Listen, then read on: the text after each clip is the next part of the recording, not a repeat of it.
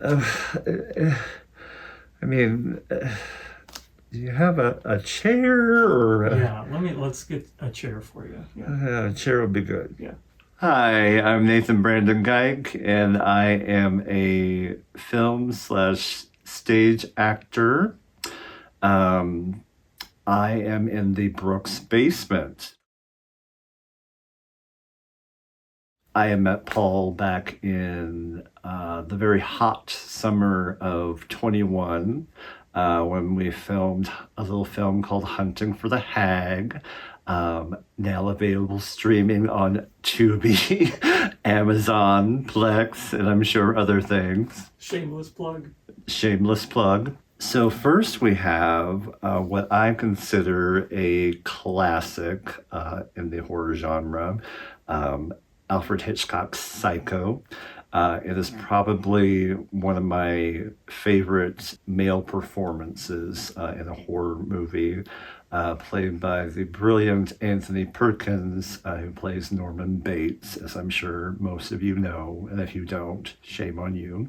I don't know, there's such a loneliness that he displays through playing Norman. Um, that's just so, like, you can just kind of feel it coming right off the screen. I actually went as Mrs. Bates for Halloween this last year, as kind of a tribute to Anthony Perkins.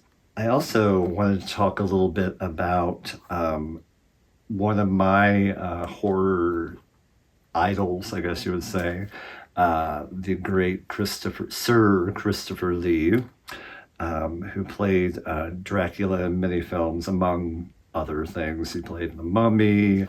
You know, he was a tall man like myself. For those who don't know, I'm 6'8", and you know, you don't often see a leading man. Well, I guess leading man slash character actor on screen as often as you do, you know, other people. He was a badass. He was a real badass, and he was my favorite Dracula. He just he had this presence that just, you know, could scare the crap out of you, and he's always been one of my heroes. Leprechaun, starring the great Warwick Davis. I've always loved campy horror, and especially, you know, 80s horror, you know, things like, you know, the ghoulies and critters and things like that. I just think Warwick is well, first he's hysterical, and it's really funny, and I love the combination of uh, horror and comedy. I've always kind of enjoyed that, because, you know, I love comedy and I love horror, and you put the two together, and it's a great combination. I also believe Leprechaun. Some trivia: Leprechaun was Jennifer Aniston's first feature film. For those who care. You know, it's just I think it's a really fun concept, and he got 7 movies out of it, and I say bring back Leprechaun. All right. So next we have Stanley Kubrick's The Shining. I've always found this movie really freaky. I mean, Jack Nicholson within himself is freaky in this movie. I mean, he puts it all out there, and although I think even more terrifying is Shelley Duvall's performance.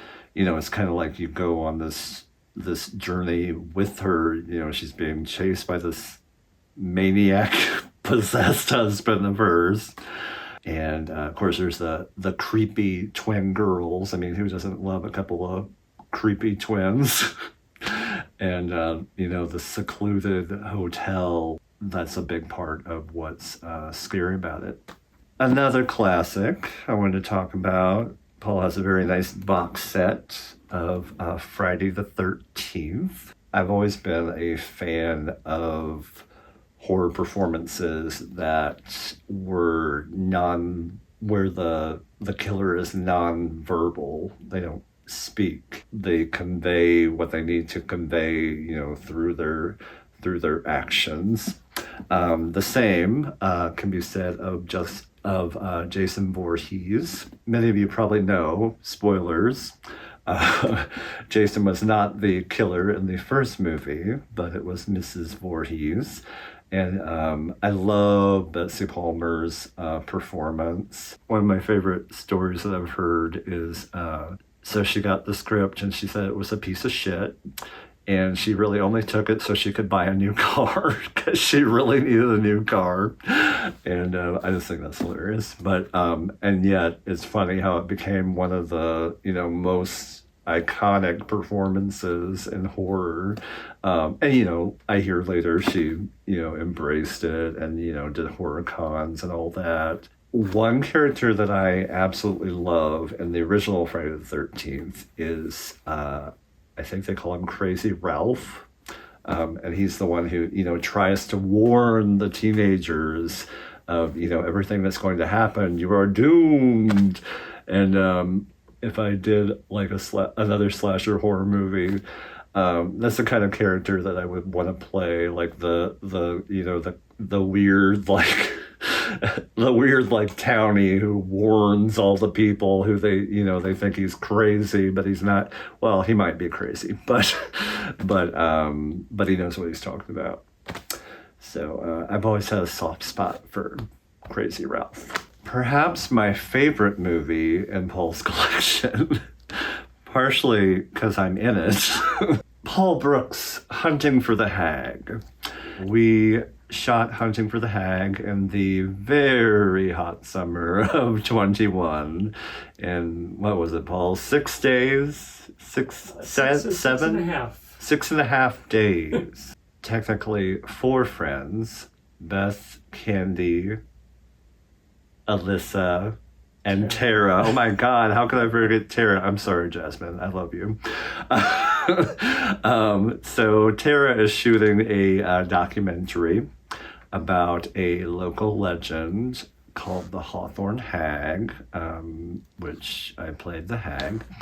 And she is a old woman who lives deep in the Hawthorne woods. And some people believe in the hag and some do not believe in the hag. And so they go on a road trip to prove that the hag indeed exists. It also features a brilliant actor, Daniel Roebuck, who I'm very sad that I did not get to film any scenes with. Nobody did except Tara. But yeah, except Jasmine. Yeah. But that's okay. I like to, on the cuff mention that I was in a movie with Daniel Roebuck, so there's that. Everywhere I go, I pretty much say, hey, I was in Hunting for the Hag, now streaming on Tubi. And yeah, it was a really great experience, and we're ready for that sequel, Paul. We're ready for it. Need about $20.